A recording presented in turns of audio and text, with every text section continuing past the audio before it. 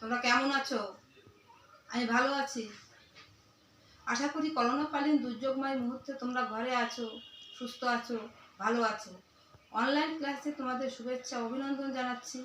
আমি ইন্দ্রানি শীল, প্রভাষক, ইতিহাস বিভাগ, সরকারি নর্থ খুলনা কলেজ, তেরোখাদা, খুলনা। প্রিয় শিক্ষার্থীরা, আজকে আমরা আলোচনা করব ইতিহাস প্রথম পত্রের 6ষ্ঠ অধ্যায়। আমাদের পাঠ্যনাম হবে বাংলাদেশের স্বাধীনতা ঘোষণা ও মুক্তিযুদ্ধ। আজকে আলোচ্য বিষয় বাংলাদেশের স্বাধীনতা ঘোষণার প্রেক্ষাপট ও বাংলাদেশের স্বাধীনতা ঘোষণা। 1971 সালের 7 মার্চ জাতির জনক বঙ্গবন্ধু শেখ মুজিবুর রহমান রেসকোর্স ময়দান, বর্তমানে সোহরাওয়ার্দী উদ্যানে 18 মিনিটের এক ঐতিহাসিক ভাষণ দেন। এই ভাষণটি ছিল বাঙালি জাতির জন্য মাইল ফলক। তখন থেকেই পূর্ব পাকিস্তান বঙ্গবন্ধুর নেতৃত্বে চলতে থাকে। ছাত্র, শিক্ষক, সৈনিক, সর্বস্তরের জনসাধারণ মুক্তিযুদ্ধের জন্য প্রস্তুতি নিতে থাকে। ছাত্র জনতা প্রবল উৎসাহ উদ্দীপনা দেখে পাকিস্তানের প্রেসিডেন্ট ইয়াহিয়া খান 1971 সালের 15 মার্চ ঢাকা আসেন। 1971 সালের 16 মার্চ থেকে 25 মার্চ পর্যন্ত বঙ্গবন্ধু শেখ মুজিবুর রহমান, ইয়াহিয়া খান, ভুট্টোর বৈঠক চলে। এদিকে প্রেসিডেন্ট ইয়াহিয়া খান আলোচনার নামে সময় ব্যয় করেন, অন্যদিকে টিক্কা খান ভারী ভারী অস্ত্র ও গোলাবারুদ পূর্ব পাকিস্তানে জমা করতে থাকে। 1971 সালে 17 মার্চ ঢাকা ক্যান্টনমেন্টে বসে অপারেশন সার্চলাইট বা বাঙালির ওপর নৃশংস হত্যাকাণ্ডের নীল নকশা করে রাও ফরমান আলী, পীরজাদা, টিক্কা খান প্রমুখ ব্যক্তিবর্গ। 1971 সালের 20 মার্চ ঢাকা ক্যান্টনমেন্টে বসে 25 মার্চের গণহত্যা বা অপারেশন সার্চলাইটের চূড়ান্ত অনুমোদন করা হয়। এই অনুমোদনের সময় উপস্থিত ছিলেন প্রেসিডেন্ট ইয়াহিয়া খান, টিক্কা খান, রাও ফরমান আলী, পীরজাদা প্রমুখ ব্যক্তিবর্গ। 1971 সালের 19 মার্চ পূর্ব পাকিস্তানি সৈন্যদের নিরস্ত্রীকরণ করা শুরু হয়। 1971 সালের 20 মার্চ ছিল পূর্ব পাকিস্তানি সৈন্যদের অস্ত্র জমা দেওয়ার শেষ দিন। প্রতিদিন 6টি থেকে 17টি পিআইএ ফ্লাইট বোয়িং 707 বিমান সৈন্য ও রসদ নিয়ে ঢাকা আসে।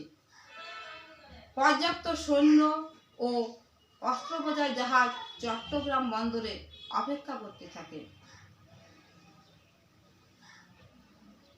সব প্রস্তুতি শেষে তারপর বেছে নেয় 1971 সালের 25 মার্চ রাতকে।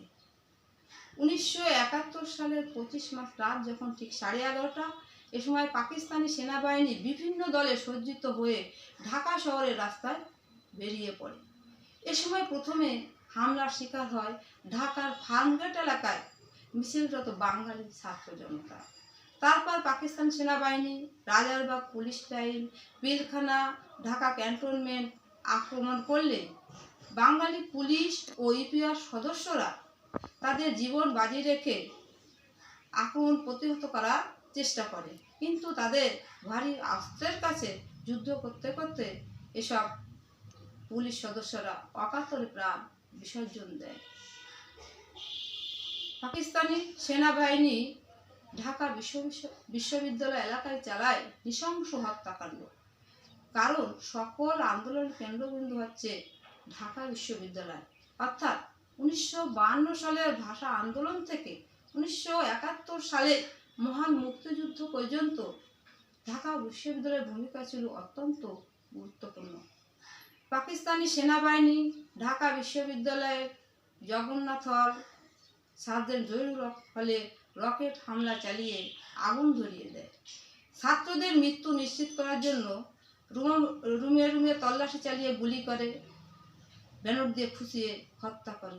সেদিন শত শত ছাত্রের লাশ স্তূপাকারে পড়েছিল 2 হলের সিঁড়িতে এবং বারান্দায়। ওই রাতেই পাকিস্তানি সেনাবাহিনী ঢাকা বিশ্ববিদ্যালয়ের প্রায় 300 ছাত্রকে হত্যা করে। তারা শুধু ছাত্রদের হত্যা করে ক্ষান্ত হয়নি, ওই রাতেই তারা ঢাকা বিশ্ববিদ্যালয়ের প্রায় 17 জন শিক্ষককে হত্যা করে।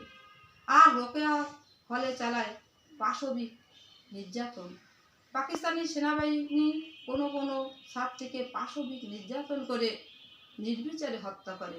আবার কোনো কোনো ছাত্রী তাদের সংগ্রাম বাঁচাতে তার থেকে লাফ দিয়ে আত্মহত্যা করে।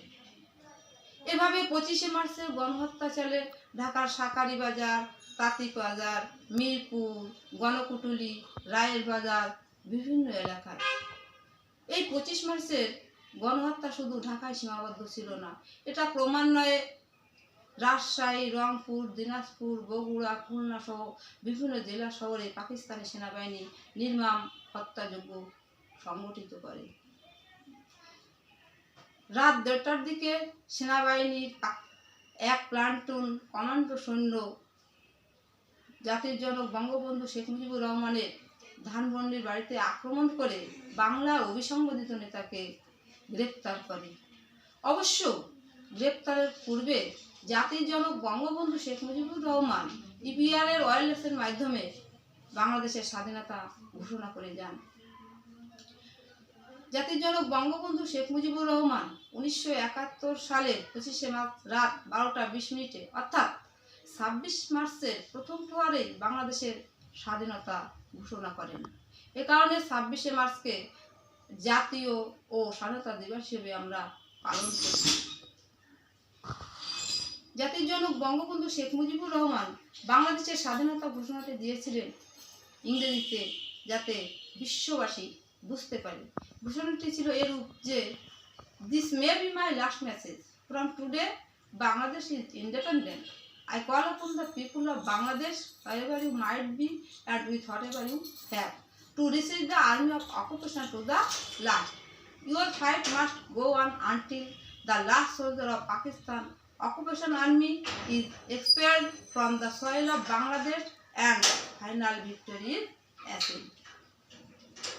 বঙ্গবন্ধুর স্বাধীনতা ঘোষণার এই বার্তাটি বাংলাদেশের সকল স্থানে ইপিআরের ট্রান্সমিটার, টেলিপ্রিন্টার ও টেলিগ্রামের মাধ্যমে প্রচার করা হয়। চট্টগ্রামের আওয়ামী লীগ নেতা জহুর আহমদ চৌধুরীকে ওই রাতে বঙ্গবন্ধুর স্বাধীনতা ঘোষণার বার্তাটি ওয়্যারলেসের বিভাগে পৌঁছে দেওয়া হয়। তিনি এবং চট্টগ্রাম আওয়ামী লীগ নেতা ও জাতীয় পরিষদ সদস্য এম.এ. হান্নান বঙ্গবন্ধুর এই স্বাধীনতা ঘোষণাটি বাংলায় অনুবাদ করেন। পরবর্তীতে তা সাইক্লো স্টাইল করে লিফলেট আকারে চট্টগ্রামে বিলি করা হয়। বঙ্গবন্ধুর স্বাধীনতা ঘোষণার এই বার্তাটি চট্টগ্রামে মাইকযোগেও আওয়ামী লীগ প্রচার করে। এম.এ. হান্নান 1971 সালের 26শে মার্চ দুপুরে চট্টগ্রাম বেতার কেন্দ্র থেকে একবার এবং কালুরঘাটে স্থাপিত স্বাধীন বাংলা বেতার কেন্দ্র থেকে সন্ধ্যায় দ্বিতীয়বারের মতো বঙ্গবন্ধুর স্বাধীনতা ঘোষণার বার্তাটি প্রচার করেন। এম.এ. হান্নান বলেন, আমি বঙ্গবন্ধু শেখ মুজিবুর রহমানের নির্দেশে ও তার নামে বাংলাদেশের স্বাধীনতা ঘোষণা করছি। আপনারা যে যেখানে এই গোপন রেডিওতে আমার এই ঘোষণাটি শুনছেন, তারা অন্যদের নিকট এই বাণী প্রচার করবেন। আপনাদের যার যা কিছু আছে তাই নিয়ে যুদ্ধে ঝাঁপিয়ে পড়ুন এবং দেশকে শত্রুমুক্ত করুন। প্রিয় শিক্ষার্থীরা, তোমরা খাতা কলম নিয়ে বসছো তো? তোমাদের কিছু বাড়ির কাজ দিব, লিখে নাও। 1971 সালের 25 মার্চ রাতকে বাংলাদেশের ইতিহাসে কেন কালো রাত বলা হয়? 2. বাঙালি জনতার প্রতিরোধ যুদ্ধ বলতে কি বোঝায়? তোমরা সুস্থ থেকো, ভালো থেকো। তোমাদের সাথে আবার দেখা হবে পরবর্তী ক্লাসে।